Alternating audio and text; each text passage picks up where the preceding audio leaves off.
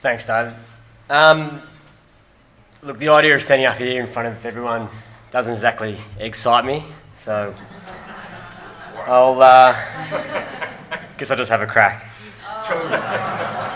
There's no more yolks, I guarantee you. That wasn't even the plan. Okay. So first of all, I would like to thank Australian Eggs for investing in me and the industry. I think it's a really great program, Nuffield in general, to get involved with, and it has a lot of positive outcomes now and in the future. I'd also like to thank my parents for agreeing to do another 2 years hard labour in the business while I was travelling. And also like to thank my staff. Obviously we're a fairly small business, so delegating and upskilling my staff was a whole new challenge that I had to undergo, as well as my staff and everyone else in the business. Also like to thank my wife, Minnie, for travelling with me and putting up with my very unorganised state.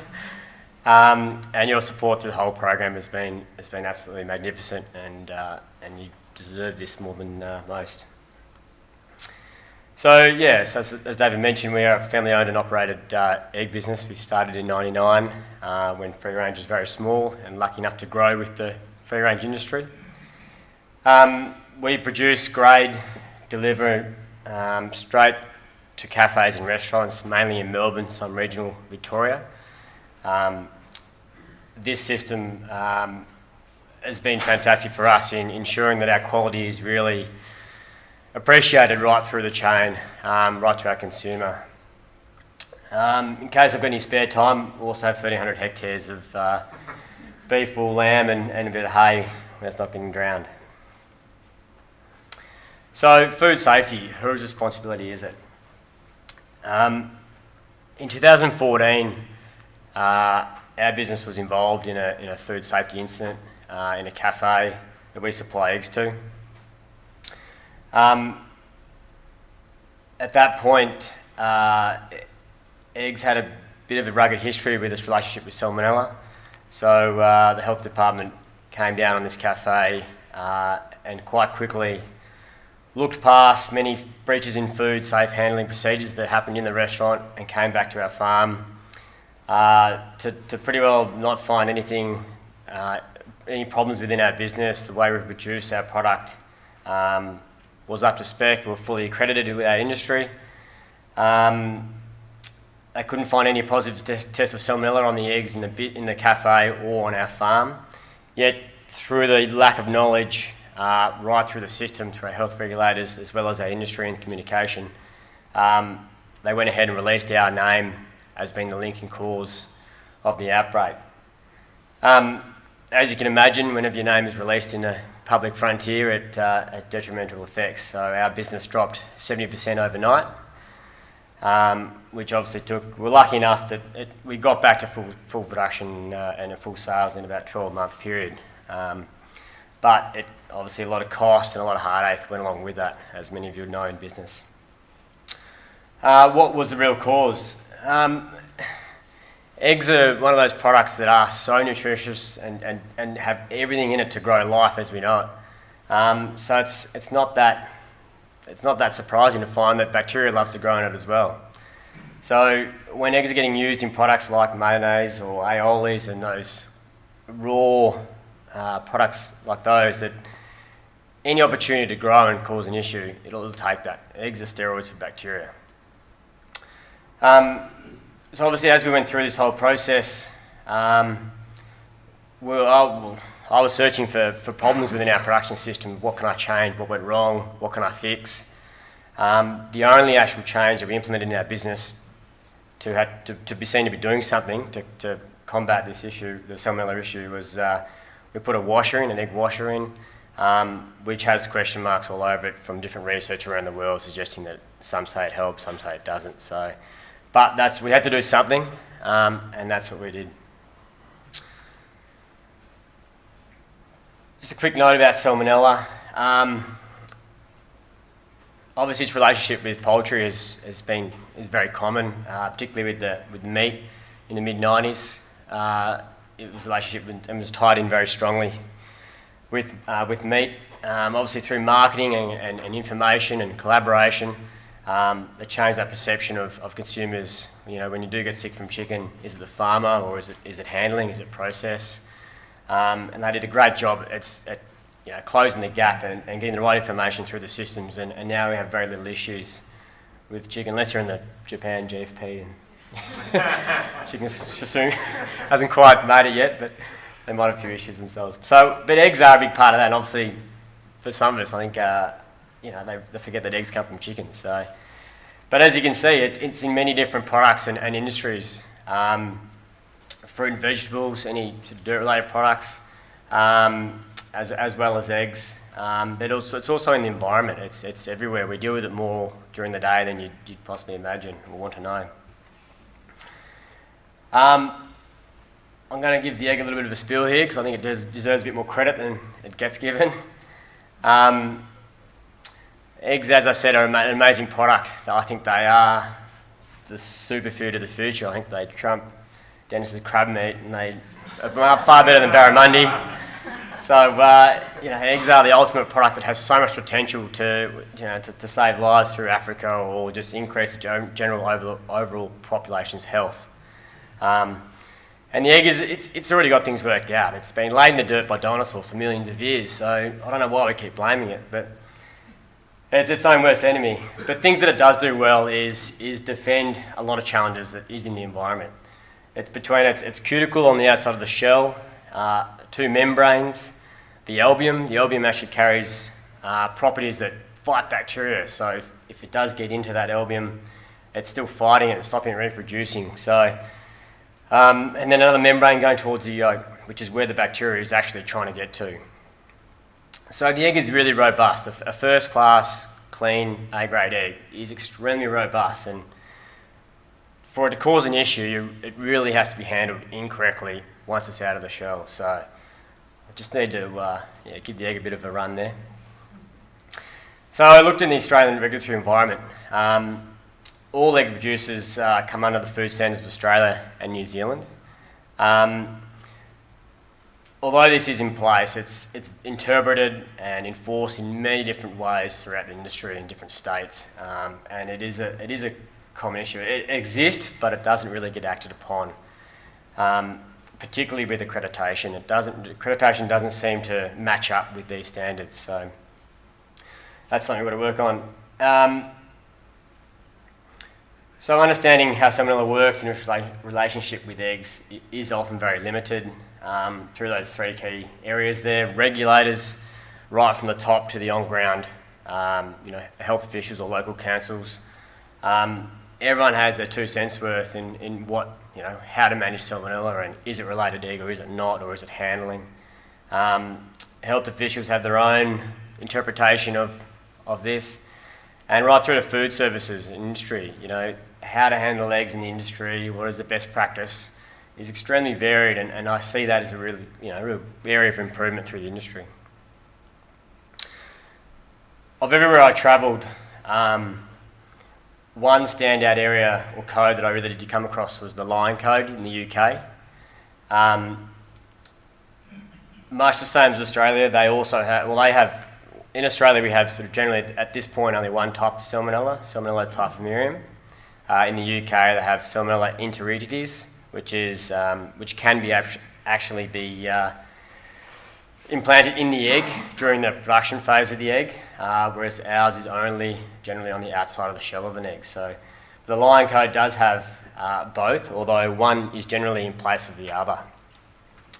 So the Lion Code accreditation system was implemented at a time when salmonella and eggs just went hand in hand, and it was out of control, much the same as it is in here in Australia. More than 90% of the UK's farmers or eggs are now produced under this scheme. It's a voluntary scheme, but as you read, it claims now to effectively eliminated salmonella. Yes, there is some discrepancy over, but have they really eradicated salmonella, or is it existing? Is it just 6 inches down in the concrete that you can't find and waiting to come up? But at the moment, that system is working really well. It's a full system approach. It starts from the hatcheries, through the feed mills, transport, egg production, packaging and storing. It's the birds under this code all run with a passport, so everywhere they go, where they've been, what they've been fed, where does the manure end up, all carries a passport code, so everything that comes in and out has to fall under this accreditation system, whether it be producing wheat or any other sort of mineral input into the system. And then the key points of this system are obviously vaccination, 3 vaccinations in the rearing stage, and then testing every 15 weeks post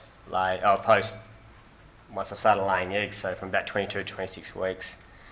In Australia, there's a little bit of discrepancy again. If the vaccination is really one of the answers to solving the salmonella problem. I know on our farm we've been vaccinating for the last 3 years, and we haven't had a positive test for the last 3 years. But I will not say that's not in the environment already. The line code really states it as one of the key contributors to a successful accreditation system. Farm biosecurity is absolute paramount. I know coming home from my travels, it was one thing, and I just got home and thought, how have we had not more trouble in the past from not only salmonella but any other disease, particularly in free range, where we are a little bit laxed in the way we manage our biosecurity, and it's something we need to really step up on. It's not about eliminating or completely stopping bacteria or anything entering your farm. It's about reducing the biological load on your farm. So you just got to sort of change the way you think about it, and you've got to. I think it's something that, or as Dan mentioned earlier today, it's something you really need to step up on and do your absolute best to manage right through industry, whether it be red meat or anything. And farm hygiene, really taking that extra time to make sure shed clean-outs are right, your equipment is up to scratch. It's we're dealing with a product that gets laid and can go straight to a restaurant and used with little processing. It doesn't get repackaged, generally doesn't get washed or changed in any way. It's a natural product that goes right the way through. So we've got to treat our production systems as if it's a food handling, as if it is a kitchen. So strict salmonella testing and record keeping was probably one of the other major contributors to the successfulness of this code. I visited Glenrath Farms in Scotland, and it is claims to be the world's largest free-range egg farm. As you can see, producing 1.4 million eggs a day, fully line accredited. I spent 2 days with doing a line audit there, only a portion of the audit. And as I said, the record keeping was just, must we all love doing paperwork, but you only have to go through an issue like we've had in the past, and you soon love the paperwork. It's that trail, it's your insurance going forward. So the line code for this farm was working, and yes, it was a hassle doing all these extra little tick boxes, but it guaranteed them that that they were. The accreditation guaranteed them of any issues of salmonella in eggs in the marketplace coming back to the farm. So Karen, said, one of the owners said that she can't remember, since the line code has been in place on their farm and across the industry, she can't remember a salmonella incident or food poisoning outbreak being related back to a farmer, which is, I think, a really great thing to aim for here in Australia. The government has enough faith in this system and backs this system and has seen the success of this system. So if you are accredited with this system, then they basically will just turn away and go back to the source of what went wrong. They'll look at the food handling and other areas to try and find out what went wrong. That's how robust this system is. So the other point was regulation, which was the other downfall I saw in our Australian environment, egg industry environment. I attended a NERO conference, National Egg Regulatory's official conference in Texas. And I was just astonished by the amount of collaboration between farmers, researchers, egg regulatory bodies. There was nearly most of the states were represented by their egg regulatory bodies. But they're all in the same room talking about what they can do better. What can they change? Can we do better biosecurity? Can we increase our vaccination? Or what is working, what isn't working? And everyone had really positive conversations. And I just haven't seen any of that in Australia within our industry. So I think it's really important that we take a leaf out of this book and the USA sort of egg book and try and promote that upon our industry. So my recommendations from my travels are pretty straightforward, but I just think it's so important to get them right, or else our industry is going to not excel the way I think it should.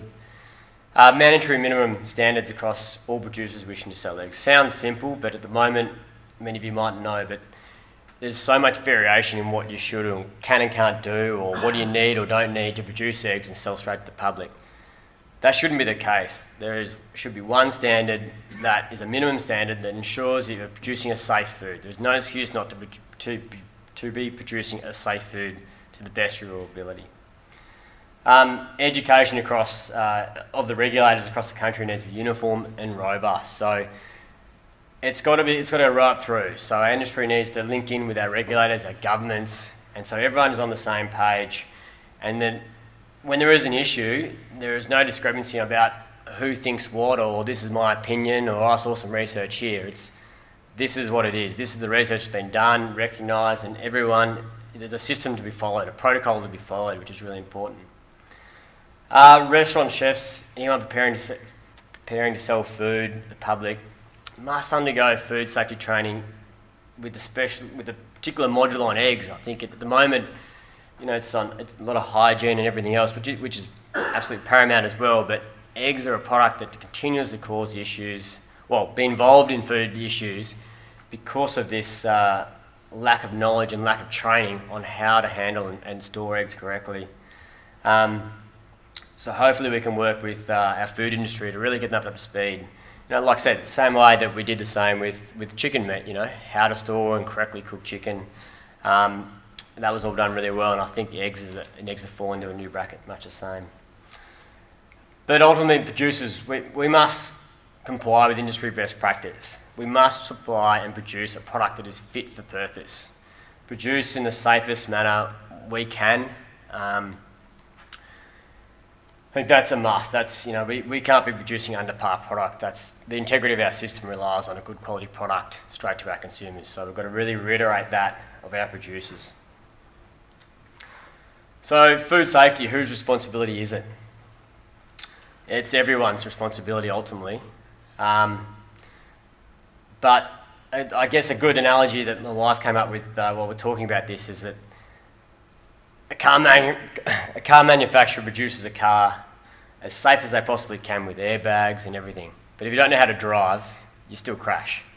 So I think that really relates back to our industry as a whole. We need, as producers, to be producing our product to the best of our ability, as safe as we can, but we then need to follow that through to our consumers and our food regulators of how best to use it and how best to use our product and train the people that are going to be using our product, because I think that's just as important as from the production phase. So our industry has a lot to learn, and I think we really need to get this stuff right now. We're a relatively small industry compared to a lot of other agricultural industries in Australia. But I feel the future of the egg industry is really, really bright and has the potential to do a lot more. But every time there is one of these incidents, then it keeps bringing that egg back a level and takes us back a notch from our increased production that we want to really achieve, or consumption that we want to achieve. So that's my little take on where I'm going to be heading within our industry and what I'm going to try and promote. And I hope I've done my little bit to educate you all. Thank you.